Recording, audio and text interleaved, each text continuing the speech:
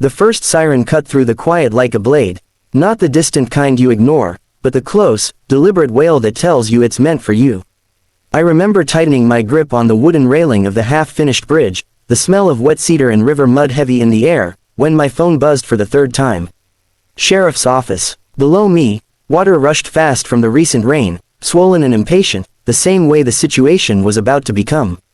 Across the river, arms crossed and lips curled into a victorious smile, stood the woman who had been watching me all morning, Karen from the HOA, already dialing again, already certain this was the moment she'd finally won.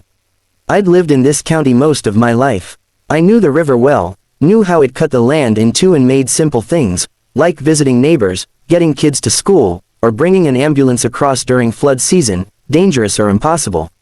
The bridge wasn't some vanity project. It was necessity. Wood, steel braces, reinforced footings, all inspected, all approved. Still, Karen had stood there for weeks, clipboard in hand, documenting every nail I drove as if she were filming a crime scene. She said the bridge ruined the view. Said it would attract outsiders. Said it violated HOA guidelines written decades ago for a different subdivision, on land that technically didn't even include my property. I tried explaining. I showed her the permits. I even invited her to walk the plans with me. She refused every time, telling me, with that tight smile, that the law was on her side. When the first cruiser rolled up, gravel crunching under tires, my crew froze. One of the guys whispered that maybe we should stop work. Another asked if we were about to be fined. I climbed down from the bridge slowly, boots thudding against the dirt, heart steady but heavy. The deputy stepped out, hand resting near his belt, eyes scanning the sight like he expected chaos. Karen rushed over before he could even speak, launching into a breathless explanation about illegal construction, endangerment, and defiance of community authority. She talked fast, confident, practiced. The deputy nodded politely, then turned to me. "Sir," he said, "do you have a permit for this structure?" I pulled the folded papers from my pocket, the edges worn soft from being handled so often. He scanned them, eyebrows lifting slightly. Karen leaned in, pointing at a paragraph she clearly didn't understand. The deputy looked back at me, confused now. "These are county permits," he said. "Signed off weeks ago." Karen scoffed, loud enough for everyone to hear. "That doesn't matter. Our HOA has jurisdiction here. He thinks he's above the rules." The words hung in the air. Above the rules. I felt the weight of years settle on my shoulders, years of cases, hearings, decisions that affected real people. I took a breath and said calmly, "Deputy, would you mind checking the signature on page 3? He did. His posture shifted. He looked up at me again, this time with recognition slowly dawning. "Judge," he started, then stopped himself. Karen's smile faltered. "Just a crack. Enough." The river rushed on, indifferent, while everything else stood perfectly still. The silence didn't last long. Karen laughed sharply, waving her hand like she was brushing away a bad joke. "That's irrelevant," she said. "You can't just claim things to intimidate law enforcement." I met her eyes then, really met them, not angry, not smug, just tired. "I'm not claiming anything," I said. "I'm explaining why the permit exists." The deputy stepped aside to make a call. My crew murmured behind me. Karen's voice grew louder, shriller, accusing me of abuse of power, corruption, favoritism. Neighbors began to gather, drawn by the lights. In the drama, I watched their faces, confusion, curiosity, fear of being on the wrong side of whatever this was becoming. When the deputy returned, his tone had changed completely. "Ma'am," he said to Karen, "the permits are valid. The land is outside your HOA's enforceable boundary. And yes, he is a sitting county judge." The word sitting seemed to knock the wind out of her. Her face flushed red, then pale. "So you're just going to let him do whatever he wants?" she demanded. "No," the deputy replied evenly.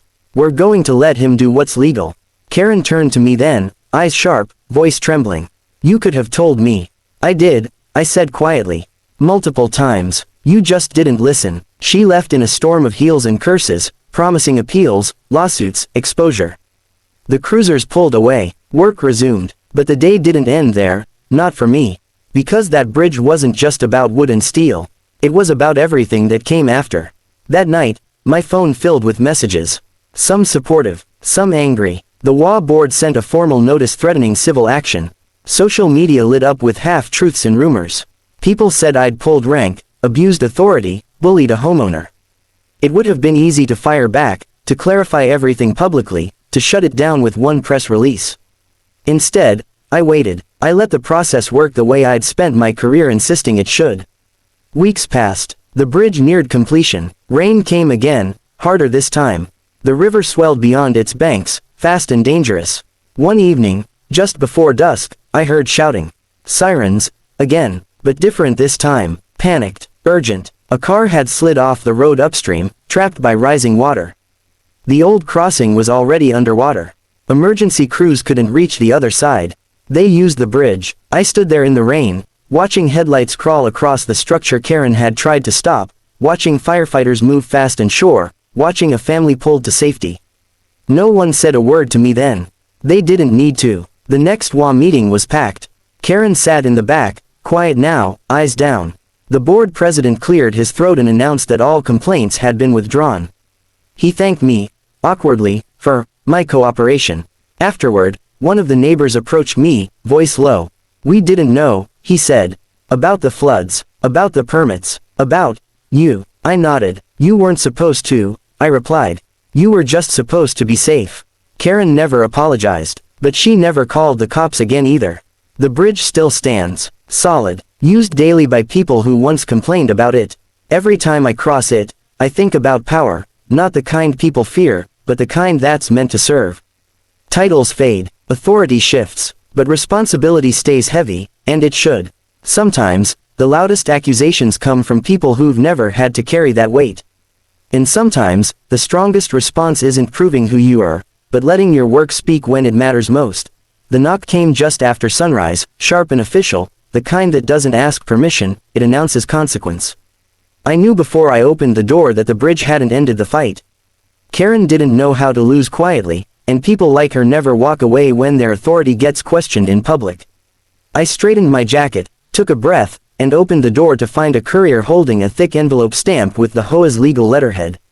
The look on his face said he'd delivered dozens like it before.